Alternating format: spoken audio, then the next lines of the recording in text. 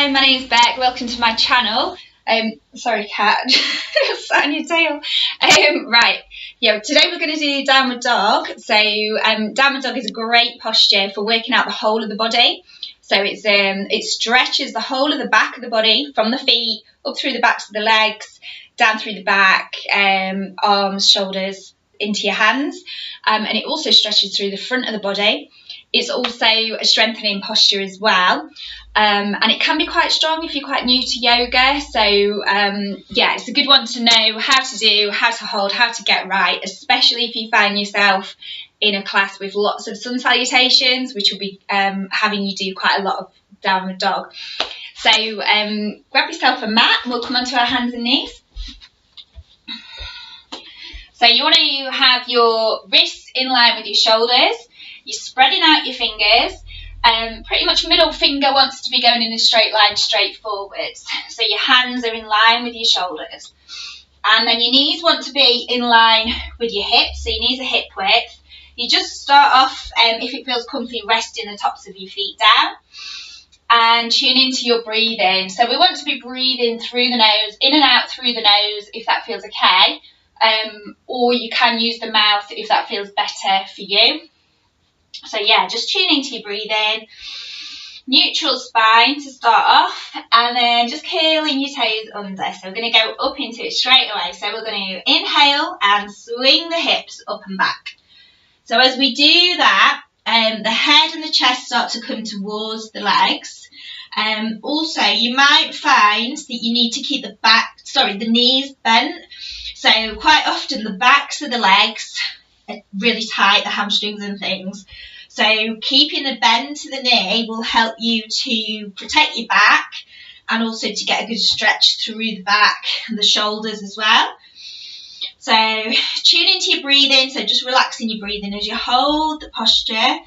And your gaze is either sort of towards the feet, or if you can, you're looking in between the thighs. Relax the back of the neck down. So we'll have a couple of goes. So to come out, you can come out on an exhale, bring the knees down. And then rest position for downward dog is the child's pose. So we normally just rest the top of the feet back down, and then we come into a sitting back onto the heels with the sit bones.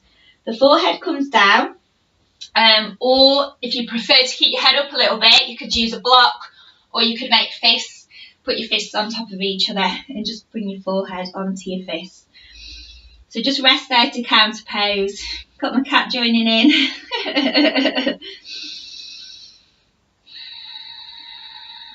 And then we'll have another go.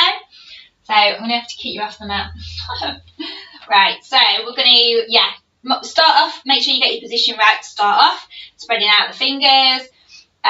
Wrists are below shoulders, knees below hips, neutral spine, feet are in line, so feet are hip width as well, in line with your knees and your hips. And then we're going to curl the toes under, so on an inhale, we're going to swing the hips up and back. So yeah, don't worry about trying to straighten the legs or bring the heels down, that's cool. Keep the knees bent to start off. You can keep the heels up and try and get the right alignment through your upper body. So connect with your breathing, stick in the sit bones and the tailbone, base of the spine, up and back. The chest is kind of coming towards the thighs. Sometimes if you're quite bendy though, you get too much of a dip. So yeah, don't do it too much if you're super hyper flexible. So the other thing is, make sure you're not hunching your shoulders. So we're relaxing the back of the neck and we're keeping some space between the shoulders and the ears. So we're like drawing the shoulders away from the ears, activating the upper back and the shoulders. And you can exhale coming down, rest out in the child's pose. So forehead can come straight down. You can bring your arms by your sides to rest your wrists, or you could fold your arms, or you could do the fists and bring your forehead onto your fists and just rest here.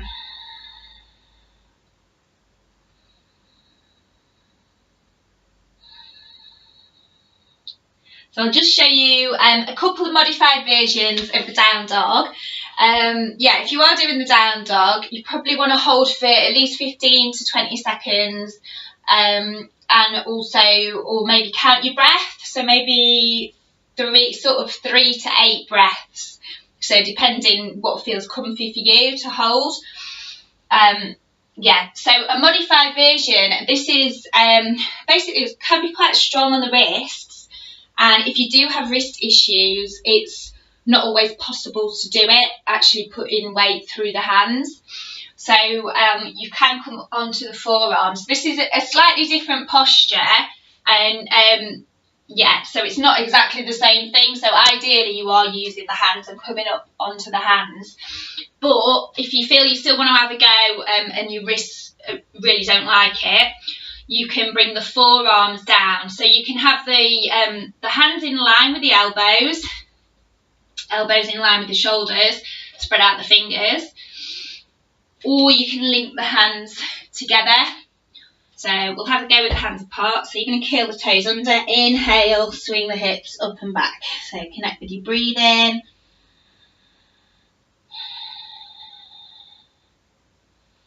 So yeah, you could have a go with the hands together. So it is a slightly different posture. It's actually known as dolphin pose, and it is actually quite strong. But yeah, you could try that if you prefer. And then it's just exhale, bringing the knees down, bringing the head down.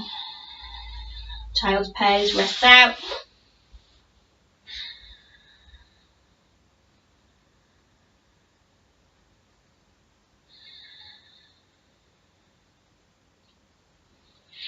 And another modified version is for, well, different conditions really. Sometimes back issues, blood pressure issues as well, and definitely pregnancy. So pregnancy, the strong downward dog inversion is very strong for most people in pregnancy or in sort of mid to late pregnancy.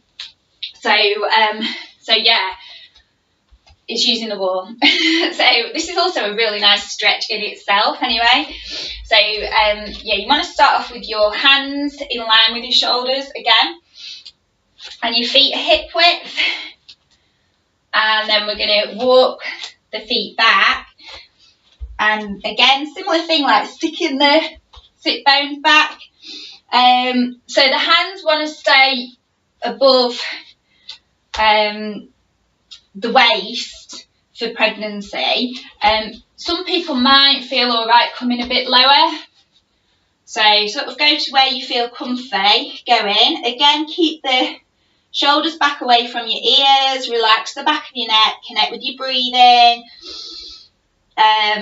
Little bend to the knees, or if your legs are straight, make sure that you're not locking your knees back.